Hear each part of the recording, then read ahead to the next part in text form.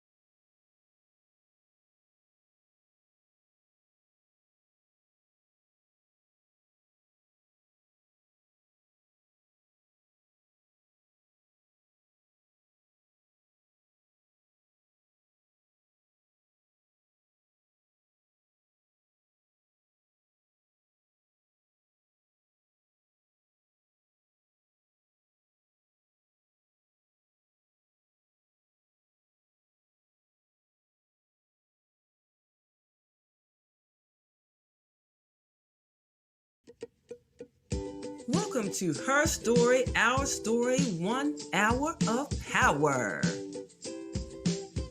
Meet your host, Stephanie Wall, and your co-host, Hope Jackson. Are you tired of feeling like you don't have the power to make all of your dreams come true? Women are powerful. You're a woman, and you know that women are powerful. But sometimes it's hard to remember how much power we have when the world around us makes us feel powerless. And that is why I created Her Story, Our Story, 1 hour of power. It's an online community where women can come together for support, encouragement, and inspiration so they can remember their own power every day. So join us on our mission to empower women by joining Her Story, Our Story, 1 hour of power today. Hey, new members. So let's go. Join us at Her Story, Our Story, 1 hour of power. All right. Oh, how excited. So listen, I am Stephanie Wall, your transformation architect. Stephanie Wall, the founder of Speaker Stephanie LLC and the founder of Her Story, Our Story, 1 hour of power and 1 million lives transformed. So today, and every day, we transforming lives, relationships, and finances. But I'm excited because today y'all get to speak and meet with my Sarah, Dr. Sadie. Now, I was on Dr. Sadie's podcast, and y'all, she'll tell you all about that because she's super bad all by herself. But right now, I get the pleasure. Y'all see me and my co-host, baby. We both popping and rocking the red, honey. Woo! We just raw red today, royal red. Don't get us, Dr. Sadie. Don't get us, because I know you got a closet full of red over there, royal red. But here we go. I'm kicking over to my favorite girl, my co-host, Hope Jackson. Hope, take it away. Good evening, everyone. And again, thank you for joining us tonight on Her Story, Our Story. But first, I'm going to give honor to God. I'm just going to open in prayer. So, Heavenly Father, we just come to you. We just say thank you, Lord.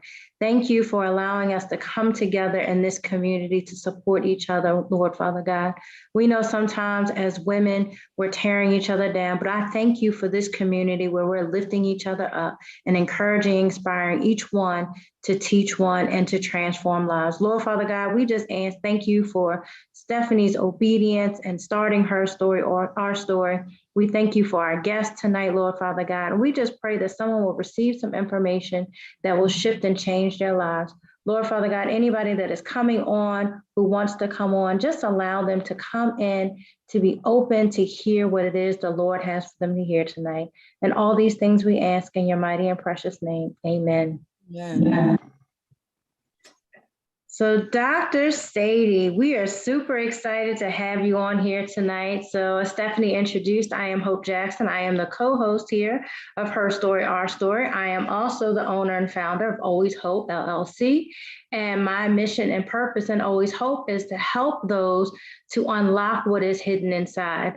The Greek definition of hope is finding those things that are lost inside. So my goal and purpose is to help people, help women to unlock that. So again, we just thank you for coming on tonight. And just to kind of break the ice, I'm going to open up with an icebreaker. So if you had an extra hour of free time every day, how would you use it?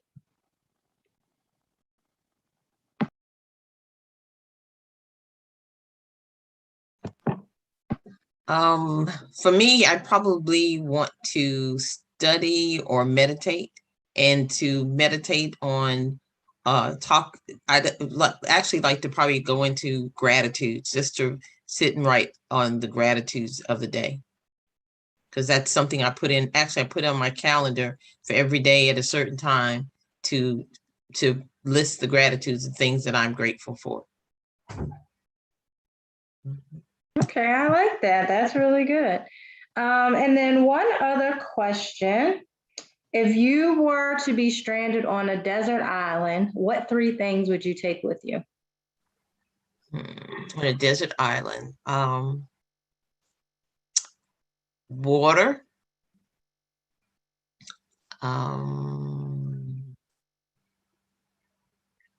some fruit,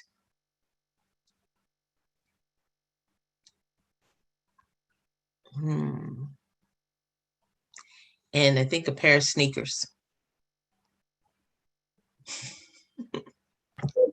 Is the sneakers so you make sure you're comfortable while you're on the island? No, because I like to walk, and so as long as I'm thinking, when I was saying that, I said, okay, I'll feed my body, but I'd also have to feed my mind and my spirit. And so when I'm walking in those sneakers, I'll be talking to God. I love that. I love that. That is amazing. All right. Well, so what is your 5-word story, and what does that mean to you? What do your 5 words mean to you? All right. Well, my 5 words was a challenge, because I do a lot of words all day long, lecturing and things of that nature. But the first one I came up with is resilience. And I'm saying that I've adjusted and recovered over my life, adjusted to different things that have happened in my life, whether I wanted them to come or not come. I've had to adjust. So I've been resilient. Perseverance, I've pushed through. I'm one of 6 children. All of us have gone to college, but I'm the only one and the first one to go to graduate school, and the only one with a doctorate degree. And so it took some perseverance, because there were lots of discouragement, from family and friends, because, some people don't understand. They don't really mean any harm, but they don't understand what God has put into your heart, into your mind. So I've had to persevere. The other word, my 3rd word, is community, because what the radio show that I host, and actually what I've done in getting into healthcare and to be teaching other healthcare professionals is all about the community of human beings at large, and my community more specifically. And with getting my master's in public health with concentration in health equity, it actually even emphasizes that even more, that I really am into the health inequities, health disparities in healthcare. So that's all about my community. Support. I want to be supportive to other people that are doing things, doing positive things, and I try to definitely do that. And I'd like to receive some support. I don't often receive that support. Lots of times I have to go and do it alone. It takes some resilience, some perseverance to do those things by yourself, but I've had to do it. It would be nice not to have to. The last word of my 5 words, I thought about, was a couple of them. I thought about humanity, which kind of tied into my community, of that 4th word. And the other, I thought about political involvement, because in the United States of America, politics has to do with money, and money has to do with politics, which has to do with our community and our survival. I think about the reparations that are due to us and have been due to us for quite a number of years.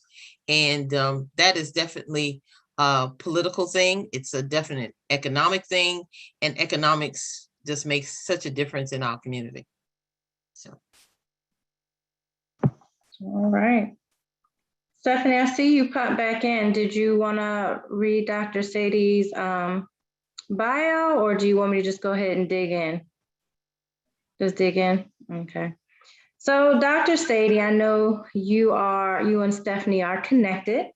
And so again, you mentioned a lot of things. You talked about the resilience and the perseverance. And Stephanie just mentioned that you are a domestic violence survivor. Mm-hmm. So I definitely believe that resilience and that perseverance is probably what helped you to overcome. But just tell the audience a little bit about what you overcame in adversity with domestic violence. Well, I guess is that me having the feedback? You're okay. I just muted myself. Oh, okay. With the domestic violence, I think that the biggest thing I had to get to understand about a narcissistic personality, which I really didn't quite get that, because I wasn't I was raised by both my mom and dad, and I didn't see that narcissism. I didn't recognize it. But you know, my mother always said you'd understand it better by and by, and that's exactly what has happened. I understand it now. I also understand that I repeated behavior, and so many of us do. You know, we talk about nurture versus nature, and the deal is that sometimes nurturing is more prevalent in your life than even nature. My mom was a domestic violence survivor. Unfortunately, and domestic violence has, unfortunately, sometimes you do replicate what you see, and so thinking that was a behavior that was acceptable. So often, I remember my mother saying, "You make your bed hard, you got to lay in it," and I had to constantly try to understand what that meant, and it meant that if you make a decision like marrying someone that you know is mentally or emotionally or physically abusive, then you already understand that that's the decision that you've made, and you've got to stay in there and endure that emotional abuse and endure that physical abuse. But I finally realized that no, I didn't have to endure it. I didn't have to do it, and I felt so much better. It let me know that finances are good. Finances are wonderful. And we all know that I just did a presentation last week about women and leadership and things of that nature. We know women, especially Black women, don't make the amount of money a white man makes. It takes us to August of the next year to make what he makes. So, economically, it's easier financially. You kind of stay with someone for financial reasons. And I think our mothers, a lot of our mothers did that.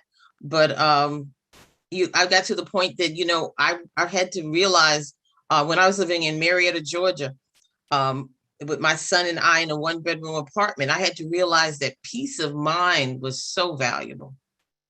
Not to have someone, questioning where you're going, when you're coming, how you're going, doing all of that. That peace of mind, I just really, really value it. I said it is definitely worth its weight in gold. So I persevered and was doing the residency program that I did in the VA in Baltimore and in Perry Point, Maryland, and had found out I was pregnant just before I left to go do that program. And it took a lot of perseverance, a whole lot of power to just push on through, to know that, yes, I'm pregnant. Yes, my husband still at that time is not in the same state with me. Dealt with the emotional abuse that you're nothing without me, nothing, and had to, really had to get my self-esteem and self-worth back together.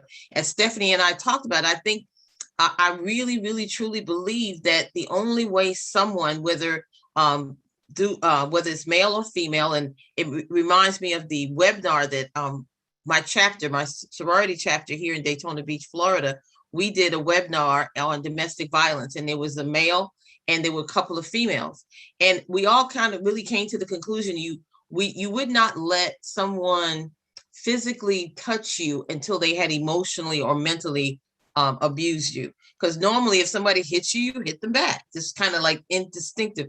It's kind of a kind of innate reaction. But when you in a domestic violence situation, you've been beaten down so bad emotionally and self-esteem and self-worth wise. And so you accept that. And then you get even in the self-fulfilling prophecy kind of thing, you kind of get told all day long that you're nothing, and this is being told to you by someone that supposedly loves you. And so you start to believe that. And when you believe that, then it allows you to get pushed down.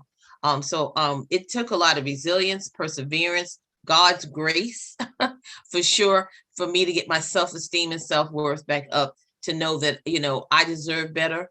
I'm sorry that I'm so sorry that my mother endured that.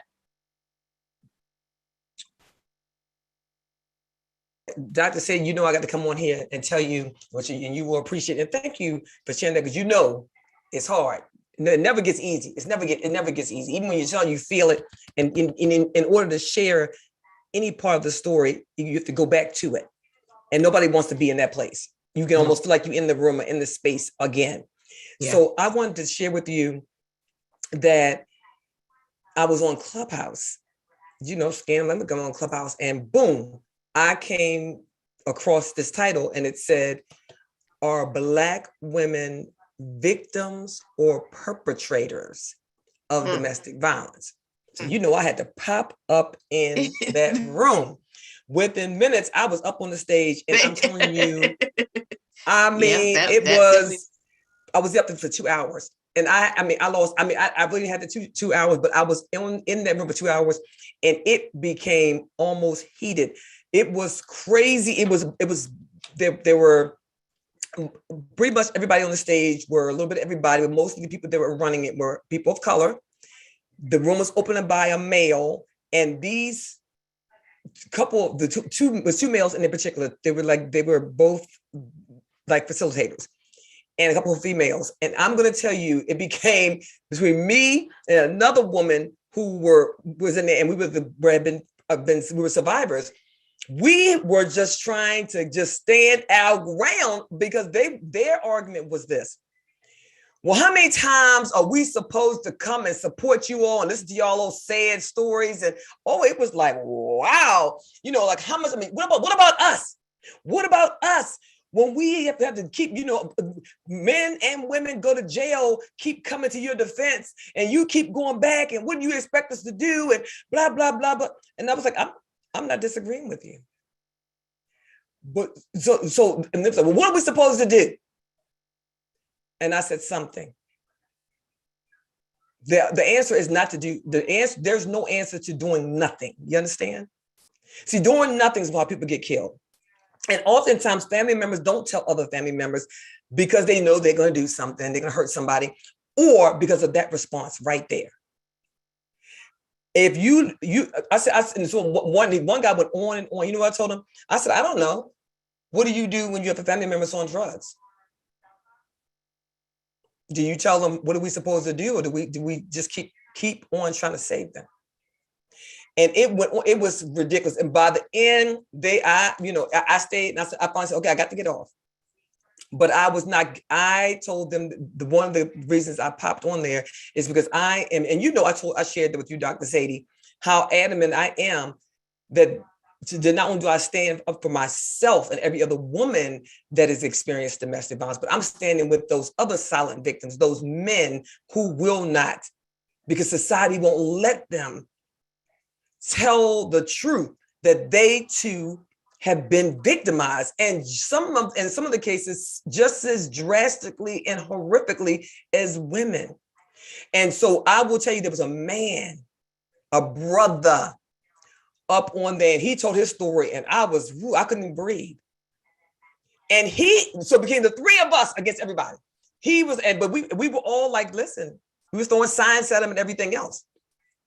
So, but their argument, they were just angry because their whole argument was that where they grew up and the way they grew up, women, and it was women agreeing with them, the way they grew up, that women, that's what women do. They fight, women put their hands on you, women hit you, and and it's all like it's all good. And I said, no, everybody keep their hands to themselves.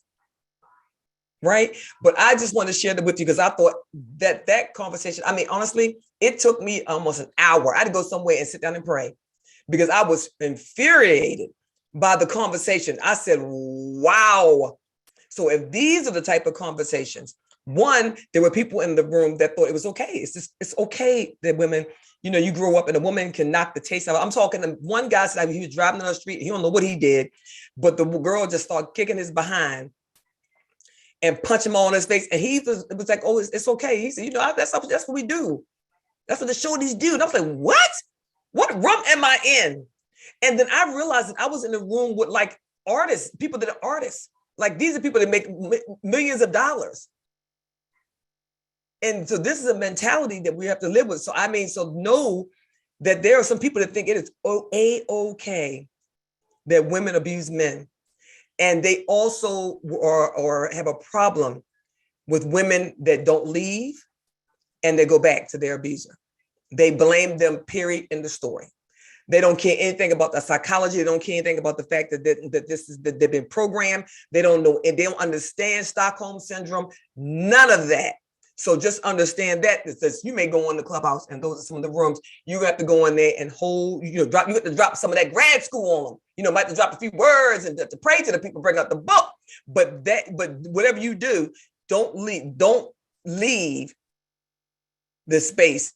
Keep on coming back. I mean, I was like, well, let me just say, I agree with you. I would agree with you about that, but there was always a but in there. And that is why I was there for 2 hours. But I wanted to ask you, because there's other women. How did you overcome? How did you get from what got you to your next? How did you before you were Dr. Sadie McConnor? How did you overcome your adversity, and how do you help other women overcome theirs? How did I overcome the adversity of the abuse?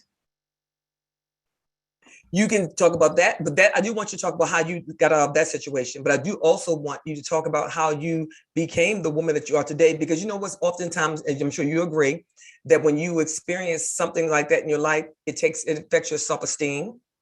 And so it's hard to grow to your next. You don't think you deserve to have anything.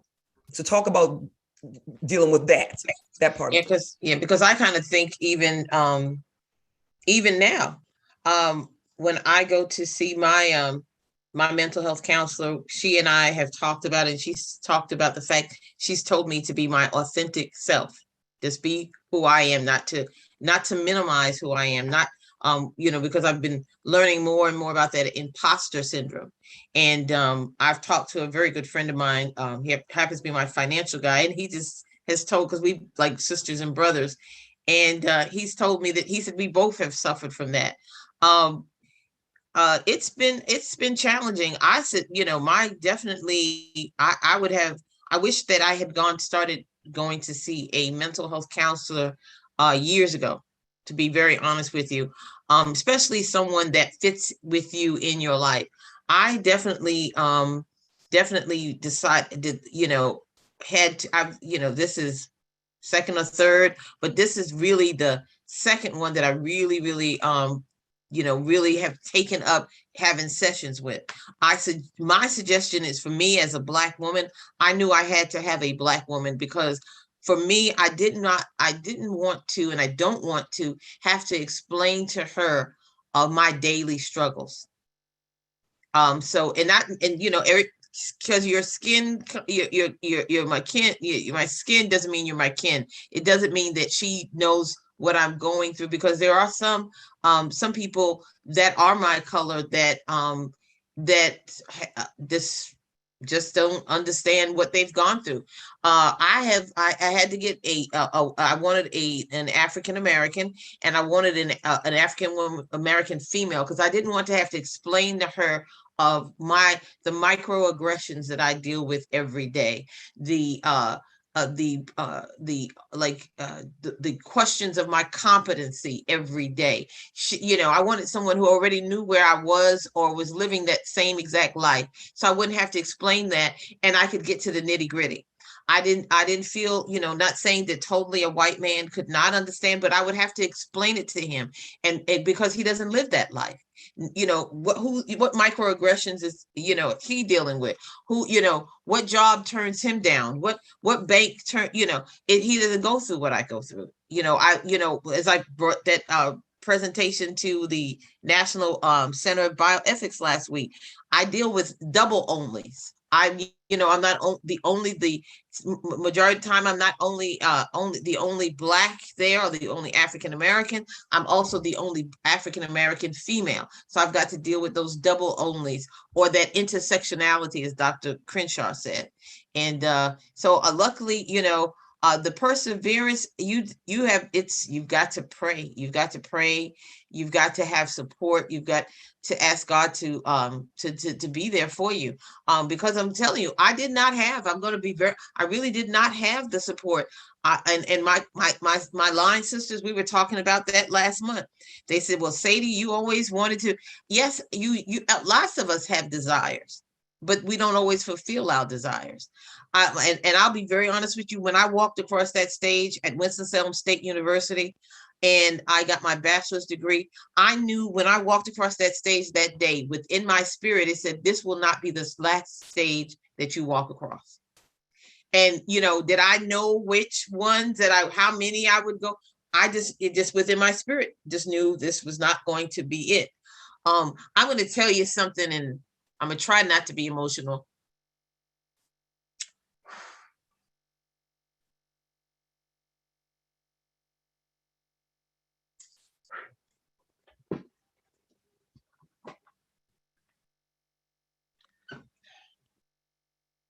Okay. It's all right. It's all right. Take a deep breath. I understand. Look, listen. Lisa Nichols says the tears, right? Our tears are natural cheek softeners. And this is a safe place right here. Where they say if you can't cry with your sorrows, you can't cry with your sisters, then who in the world can you cry with? Listen, those tears are healing also. So you know what? Just take a deep breath. Blow it out. And if one of my dear friends, Reverend Roulette, told me, whenever I feel like it's coming, look up. Look up. Look up.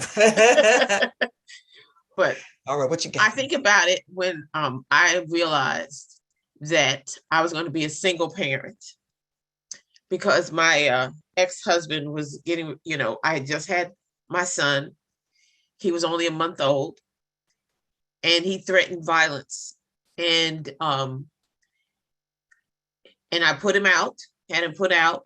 And I realized I was washing the dishes, and I was like, God, how am I going to do this? I'm in the middle of doing a residency program. I have an infant child. I'm the only Black female resident. They're looking at everything I do.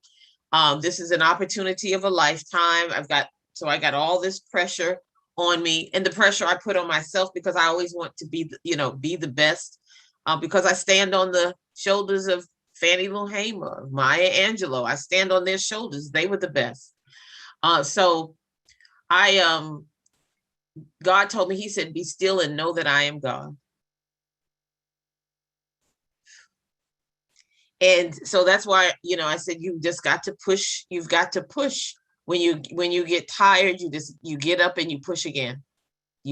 So I hope that any ladies listening, you've just got to push, or any of the young men, like we say, I made myself a note. I want to see if I can find that webinar that we did on domestic violence, because men and women are dealing with it. Like you said, are we the victims, or, so often being victimized, we don't do this. We don't talk about it because we're shamed. Actually, we're ashamed that we allowed this to happen, and people look at you and they judge you, like, why would you let yourself be treated this way?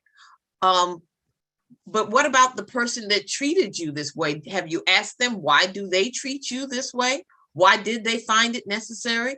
Why didn't they say, when they found your vulnerabilities, why didn't they say, I see her as vulnerable as she is to me, and I will not take advantage of it? But no one asks you, that. They ask the woman that's been raped, why did you wear that dress that short? Why was that dress that low? Well, ask him, why did you find it necessary to take it when you could have asked someone else for it? So. That was good. I mean, it's so true though, exactly what you said, how, they always look at the person who has been victimized and they put the blame on them. And it's really not. It's not on them. It's not on the person victimized. It's on the person who did it. And there's something wrong with them.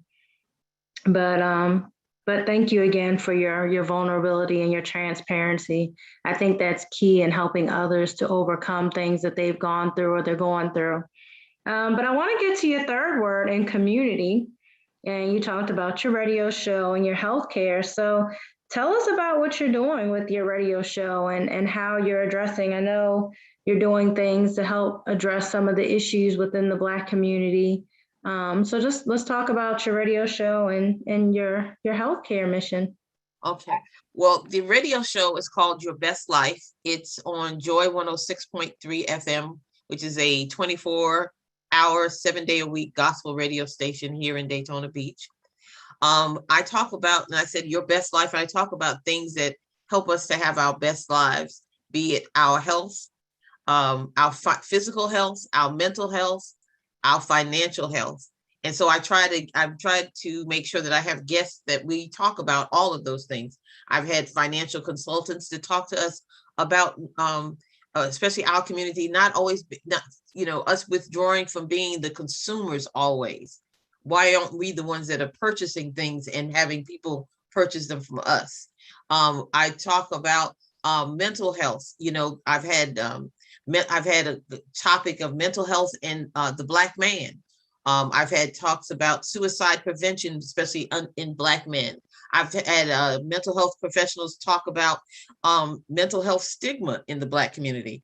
How many of us, nobody wants to, and I've been empowered that I just say, hey, my counselor is, or I've gone to a counselor just to get us familiar with it. Because for me saying that I have a primary care doctor, nobody even moves or flinches or has any judgment. They're like, everybody has a primary care doctor. Well, a mental health counselor should be just that common in our community.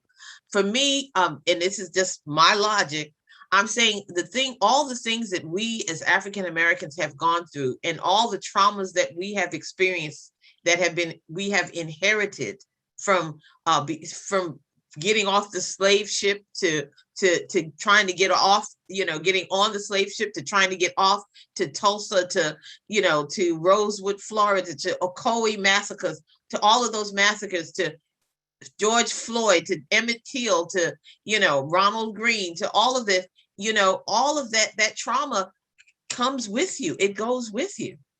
And our community, our ethnicity, we think that it's good, it's okay to keep it inside, and it kills us.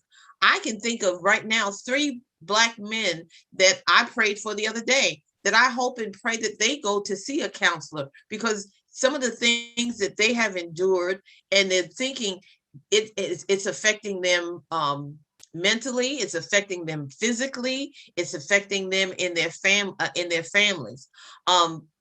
The other thing I do is I'm the chair of the Community Action Group for the Fetal Infant Mortality Review Board here in Volusia and Flagler counties. And that's near and dear to my heart because of the number of African-American women that die every year. And the number of Black babies that don't, and I just think about it, every time I think about it, just disturbs me to think that there are so many Black babies, usually about 13 out of every 1,000, that don't ever make it to their first birthday.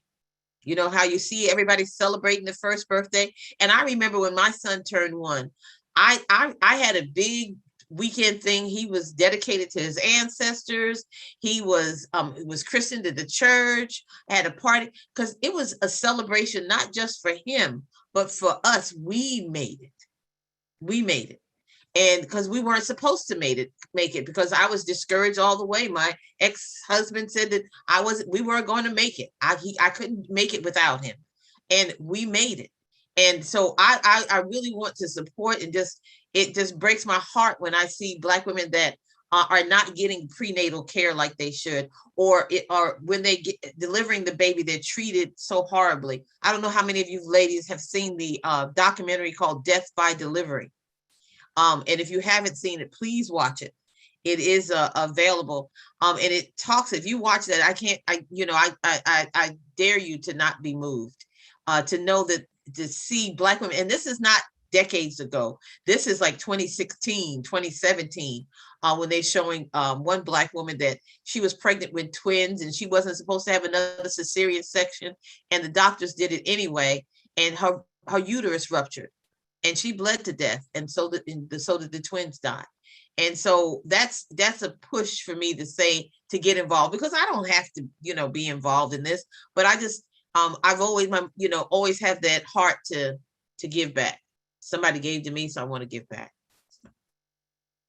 That's good. Yeah, and I've heard a lot of stories about, and a lot of people are advocating now for Black women and their pregnancies, because again, the doctors aren't giving them, nor are they giving them, the proper attention they need, nor are they taking their concerns, as valid concerns. They just brush it off. So I think that's good that you're doing that. Because I think is it a judge? Is it one of the judges? Yeah. Wasn't it her daughter-in-law? Judy Hatchett. Hatchett? Yeah, Hatchett? Judge Her Hatchett. daughter-in-law. Mm-hmm. Yeah, so I take that to heart. I remember when I was pregnant with my kids, and the slightest little things, and thank God for my mom, who, I was young. I wasn't young, but I was young enough not to know, and she really helped advocate. If there was something wrong, she made sure that she, pushed with the doctors, or pushed me to, to follow through with it. So that's good that you're helping to advocate on that behalf. So I want to get into your 4th word, and you talked about support. And I guess you kind of talked about already a little bit how you support those doing positive things. And I think one of the things that we can do, especially when you're out doing like radio shows and on interviews and stuff, and again, you've been very transparent and vulnerable, is talk about some of your failures that you've had and what you've learned from them. Because a lot of times when people see us on these type of platforms, they forget that we've gone through struggles and certain obstacles. They think we live in this perfect life, but every day is a struggle. So can you talk about a particular failure or one of your biggest failures, and how you overcame it. So someone can see that Dr. Sadie is this, but she did go through some things. So they can see that no matter what you go through, you can get there. I'm like, I've had so many. I'm like, okay. I'm like, okay, which one do I select? Which failure do I talk about? I guess the failure of my marriage, because my parents were married for 40 something years. And so I never kind of thought of me actually getting, being divorced. And I guess that was such a shocker. But I also realized that I wanted to survive. And I said, survival or divorce. But, so many of us were raised to be, that great day when we get married. And so we have this thought that, things will be different, but the person that you were dating is the same person that you marry. And it's more, and I think we forget that. I think I would encourage the listening audience and the ladies here or gentlemen here to love you first. Love you first. And I used to really think that was pretty selfish or even narcissistic to say to love me first, but I realized that it's not. It's not at all. But to love you first with all your flaws, if you snore, if you chew food with your mouth open, just love, love you first for who you are, and just know that even love your imperfections. Realize that they are imperfections and their behavior changes. If you want to change those behaviors, you can do that. You can do that. There's a lot, that was one. I still want to failure. I haven't pushed and persevered and gotten my clinical research business together like I want to. So that right now that's a failure. I'm kind of dangling on that. And sometimes, and like, I think like you're saying, Hope, and most people would look at it, and I've talked to friends, most people would look at me and say, oh, you're successful, but I have so many more things I want to do, like the clinical research company, like getting my license in podiatric medicine, and actually falling in love again. Because I would like to fall in love again. Maybe not fall anymore. I think I'm mature enough to know that you don't fall anymore. I'm mature enough to know that you allow yourself to love someone. Because you can love anyone. I think that, but I allow myself to fall in love with that person, and then I guess it's taken wisdom to know that you look at their characteristics and you allow yourself to be in love with that person, to really be in love with that person.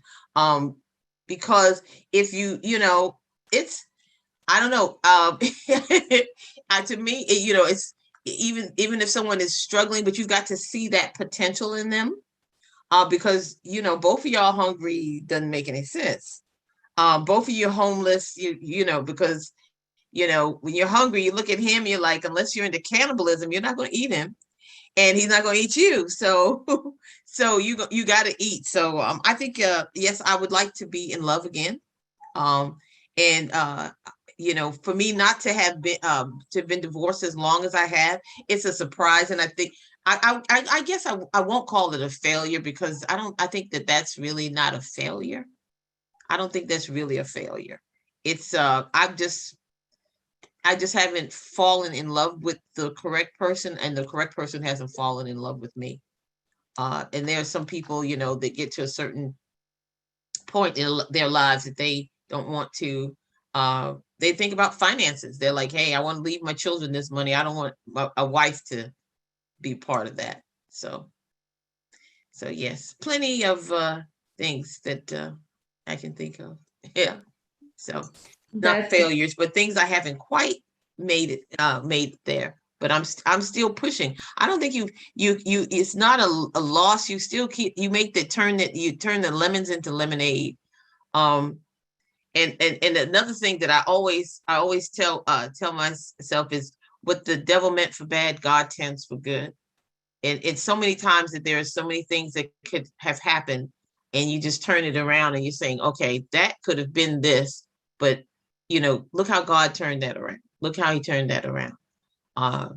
So I definitely, and you look at to learn how to be grateful for the little things, for all the little things. And they're minimal, but when you complain about your feet hurting, and you that's little to you, but then you're the man who has no feet, that's a big thing. We complain about not being able to see at night, but there's some people that can't see during the day. So, so we can learning how to, I think like The Secret talks about learning how to be grateful, just grateful for everything. Yep. That's good. I like that. It always makes me think back to something my pastor talks about. And he says that God has a purpose for our life, but the enemy also has a purpose.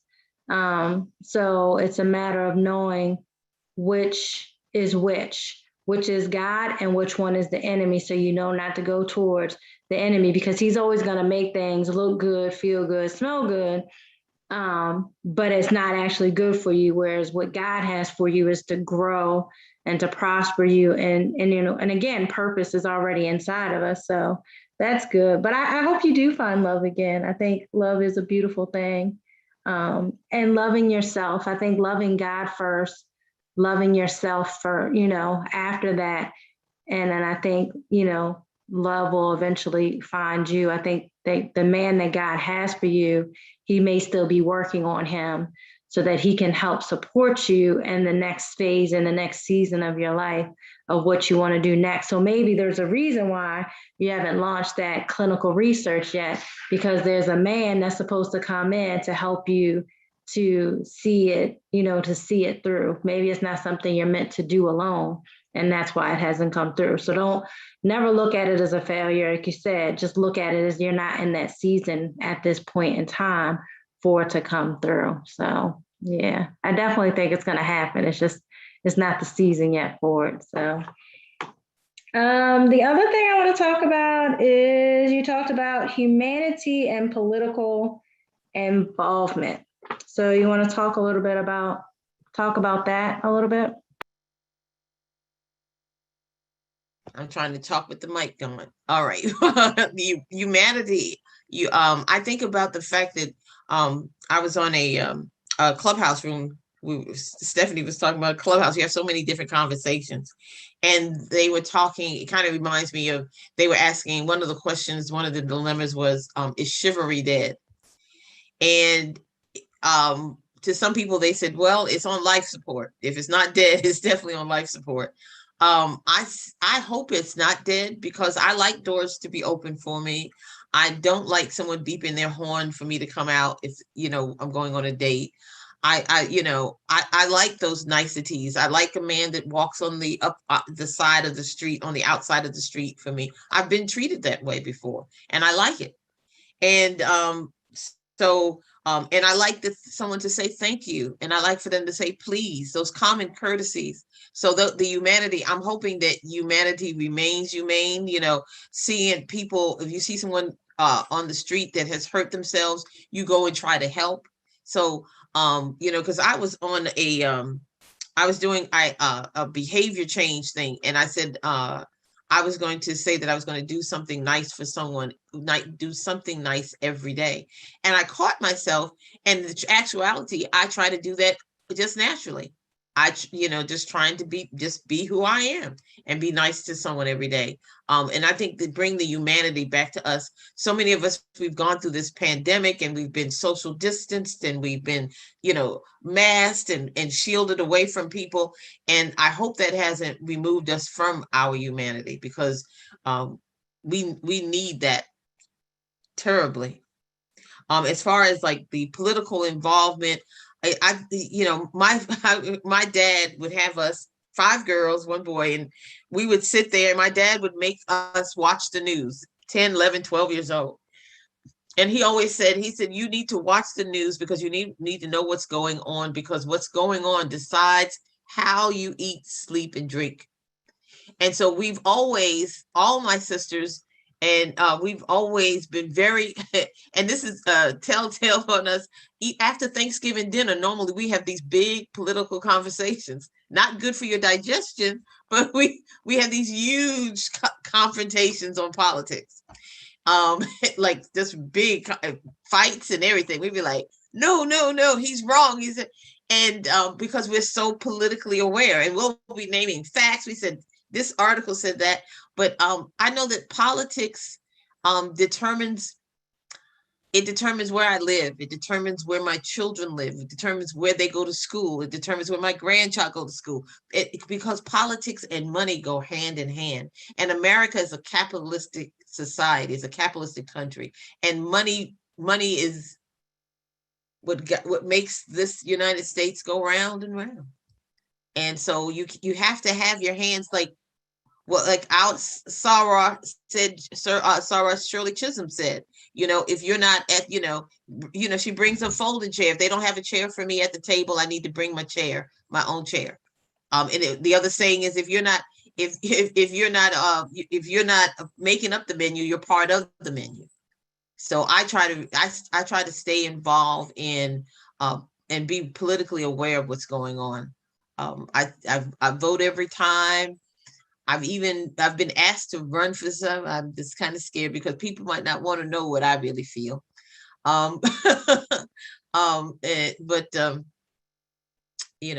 It's yes, political involvement makes a big difference.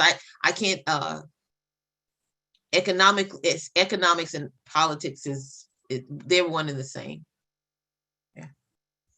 That's good. Yeah, your dad probably wouldn't be happy with me because I do not watch the news. It's depressing to me because it's just like the same stuff over and over again. And I just feel like it's so negative.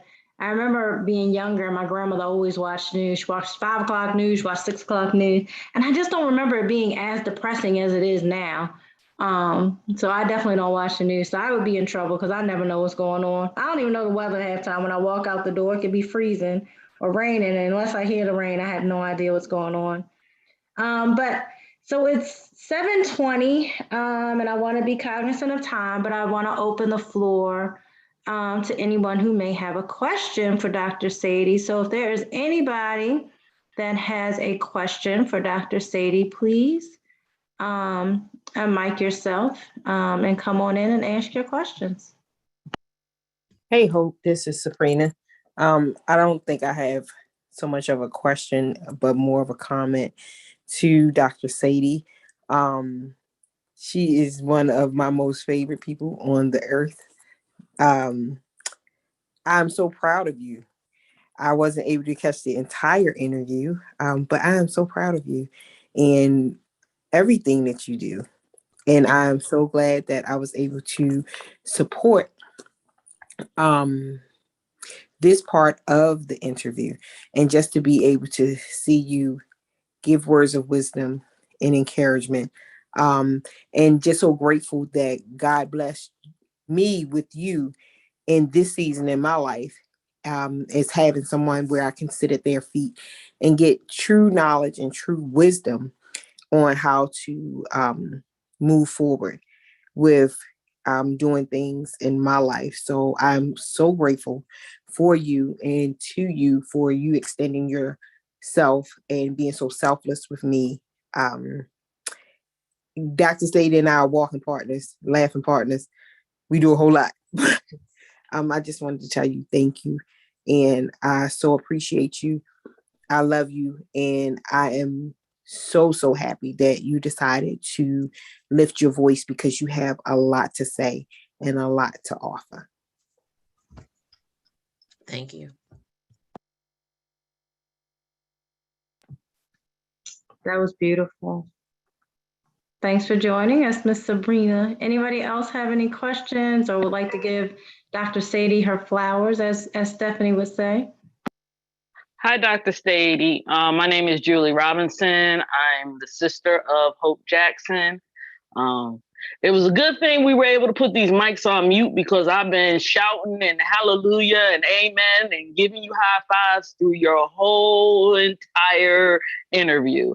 But thank you. You know, definitely everything that you said was a blessing. It was very inspirational to others. I agree with you with the fact about the mental health issues. You have to find somebody who is culturally attached to you as opposed to just being a male or a female, because there are so many cultural differences that they do not understand when it comes to the Black community, that it'll take you millions of sessions to even try to explain it to somebody. So definitely that factor that you said touched my heart with. The other thing with you being divorced, I'm divorced as well. Thank God it was never any domestic violence, but I don't take it as a failure. I look at it as a life learned lesson. It allows us to learn ourselves on what we're willing to accept and not to accept. I myself got married at a very early age. So I always say that two people can either grow together or grow apart. And unfortunately, we grew apart, but we are good friends now, and our children are grown. So everything is much better. But I'm like you too. I never expected to be divorced as long as I am. I've been divorced 9 years and he's been happily remarried for 7. So, you know, that's how life goes. But I say, you know, he found the woman that was right for him. So I praise him for that. I bless him for that. And just take it as a life learned lesson, because unfortunately, the culture or the lives that we were grown up to, we were taught to be silent. We were taught to keep those issues within the family. But now we're learning we have a voice. We have to use our voice, because this world is so different that that has to come out of us or we're destroying ourselves. So definitely continue growing, continue striving, continue blessing our community. And I thank you for that. Thank you so much. Thank you. Dr. Sadie, before we get off tonight, I don't know if someone else has a question. I think someone else, but can you make sure you put your contact information in the chat, so if anybody wants to connect with you, they can. So somebody else had a question, something, come on up. Hey, Hope, this is Sabrina. I just wanted to piggyback off of what Julie was saying, as well as Dr. Sadie, about the mental health portion. You guys know I work for insurance. If you know of anybody that needs help, or they're struggling to, find assistance, there is assistance available for those that don't have insurance at all, as well as those that do have insurance. Check your policies, because right now, due to COVID, a telehealth visit, a virtual visit with your counselor, your copay may be covered. So the visit may be totally free. So if that's a worry, even though people do have insurance, they still worry about the copay. So if, you come across someone and they do have insurance, tell them to just check their policy, because those visits may cost them nothing at this time.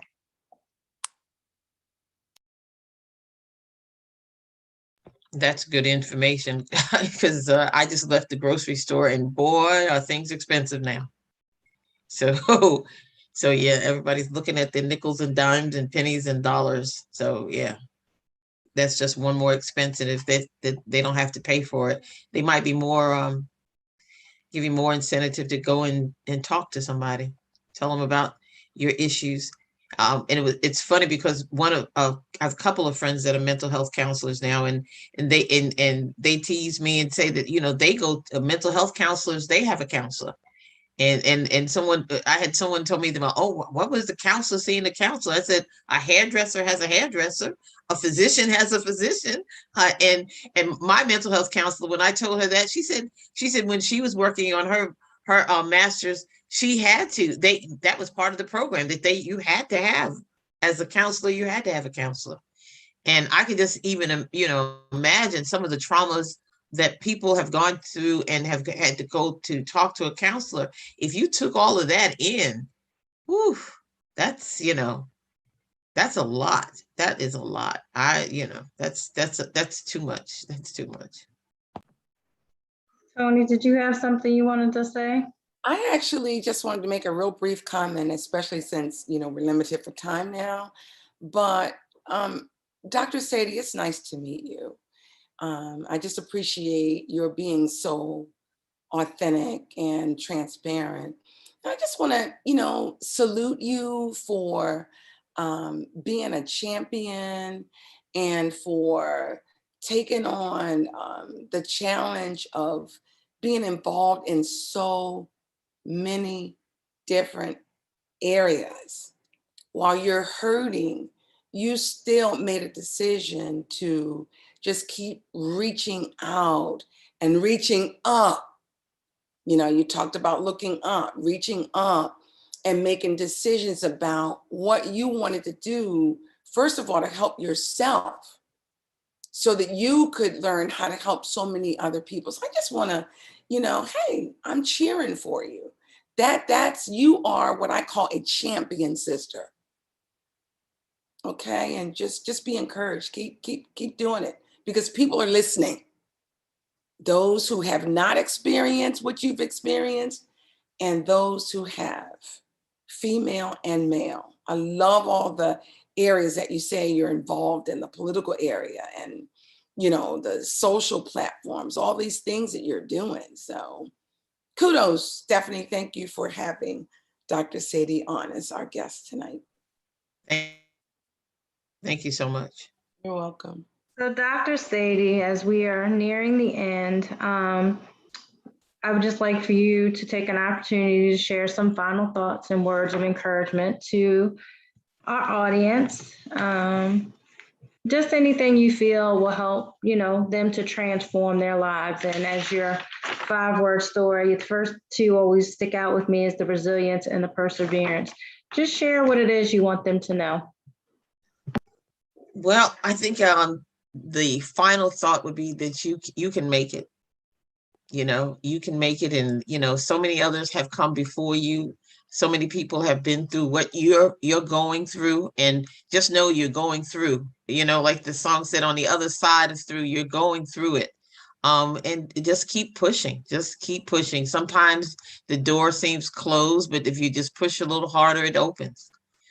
Just keep on pushing and be be strong. And if you have some support, family, friends, encourage them and they encourage you. It like the gospel song, sometimes you have to encourage yourself. You have to encourage yourself.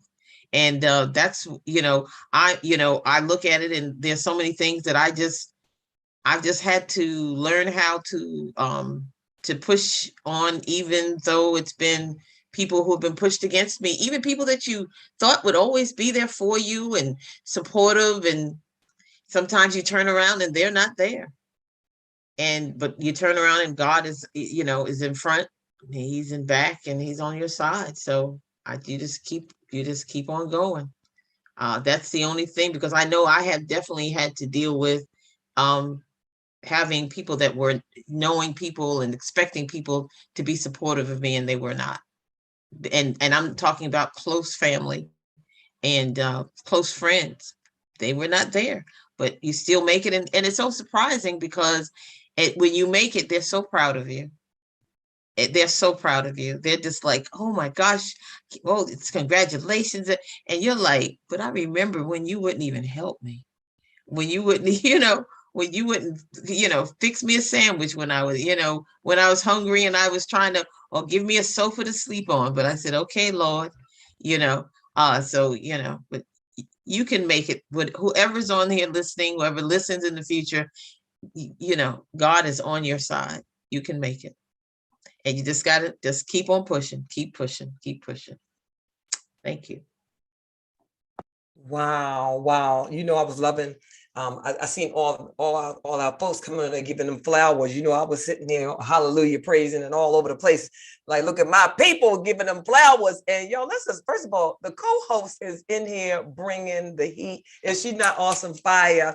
That's why this is why you don't worry about nothing. This is, see, you always roll with those that got your front and your back. She had it. You're all just fabulous. I saw Supreme Ty. I saw you on here, girl. I saw you. So listen. Look, yeah, I saw it, and I'm loving the hair. Firecracker. You still a firecracker. Always, nothing stops, nothing. See, the fire comes from inside you, girl. But let me tell you this, Dr. Sadie. You came on here dropping fire. And let me just tell you that I was listening, and I said to myself, boy, it's nothing like hearing when you hear your story and everybody else's story that you've heard many times over, right? It never gets easier to hear. It never gets easier to listen to. And it's easy to tell the story, but more importantly, to hear your story, but to see the woman that you are and know how you're changing lives every time you open your mouth, right? Every time you tell your truth, every time you're so transparent, because you know what? It's easy to be quiet. It's easy to not talk about the hard stuff. It's hard to tell truths. And you told your truth in here, and you spoke truth to power, even though it was tough to do. Yes. So I honor you, Queen. I honor you for all of that. I thank you for bringing your authentic self, because sometimes it's hard. It's hard. It's just so much easier to just put the mask on and peep through the little look. It's easier to do that. It's because you ain't got to tell anybody, because then you got to be. It's like I equate it to being like you've been naked standing in a room, right? No clothes on, with all your rolls, and everything showing. You know, and this is going to change lives, because the folks that are going to listen to the replay, they're not going to only hear all the wonderful things that everybody else said about and to you. They're not going to also see and hear the wonderful things and listen to how the co-host was rolling this thing and asking wonderful questions. But they're going to say, man, Dr. Sadie, let's start there. Dr. Sadie talked about it was hard, but I did it. It's hard, but I'm tell you my truth. And you told them it may still be hard, but you got to do it anyway. So you all, this is the part of the time that, and you know, I love when we go over. That means that it was hot, it was fire. So those of you that's watching the replay, I encourage you to put an R in there and drop those flowers. And Dr. Sadie, I think I did see you put your point where how they can reach you, but we're going to put that in the main feed. As always, you know, we have no competition. If you heard something that is what you needed to hear, if you need to contact Dr. Sadie, if you should want to, if there's something in your spirit, you say, oh my God, I connected with her. I need you to reach out to her and talk to her, right? Reach out. This is why we bring everyone on these shows, because here we go. This is the time of the day, but I tell you to shine your light. I believe, and I know more of you, because I feel like the folks, kindred spirits come together. I know that the light inside of me is the Holy Spirit, because I believe in the Holy Trinity. And I believe that if I don't shine my light, and I believe if you don't shine yours, if you don't walk in your gifts, those things, those gifts, talents, and abilities, that's God-given gifts. If you don't walk in them, if you don't operate in them, and you don't shine your light, which means you go out there and do it. If you don't bless other people by telling your truths or showing up or being present or doing the things that you know is your gift, then that blessing will not be received by its intended target, because God works through people and we are those people. So Dr. Sadie, I thank you for walking and operating and functioning in your gift, because that blessing landed on the people who were supposed to. It's going to continue to do so. So as Lisa Nichols says, listen, shine those lights. And if the lights are too bright for you, put on your sunglasses. If it's too bright for others, ask them to put on theirs. Hope, is there anything else that we have? That is it. All right, that's it. That's all. So another round of applause to the co-host, because she was on it. Yes, ma'am. Thank you, Hope. I honor you. Thank you, Dr. Sadie, for coming on here. We must have you back again, my Sarah. Thank you for all the guests. Thank you for all of everybody who's in the room. For those of you who's going to watch it, don't forget, drop your little nuggets in there. And we'll see you next week, same time, same place. Have a great one, everybody.